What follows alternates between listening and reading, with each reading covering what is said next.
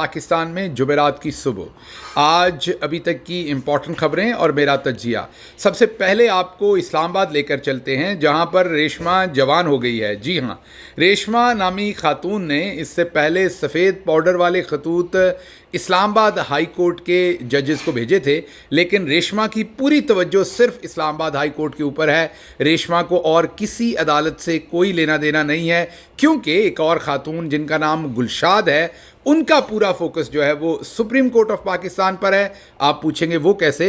जैसे रेशमा ने सफ़ेद पाउडर वाले खतूत जिनके बारे में कहा जा रहा था, तज्जिया किया जा रहा था कि शायद उनके अंदर एंथ्रॉक्स हो, वो इस्लामाबाद हाई कोर्ट को भेजे थे। बिल्कुल उसी तरह से एक और खातून जिनका नाम गुलशाद है, उन्होंने ये खतूत, बिल्कुल इसी तरह के खतूत जो हैं वो इस्लामाबाद में सुप्रीम कोर्ट ऑफ पाकिस्तान को भेजे हैं।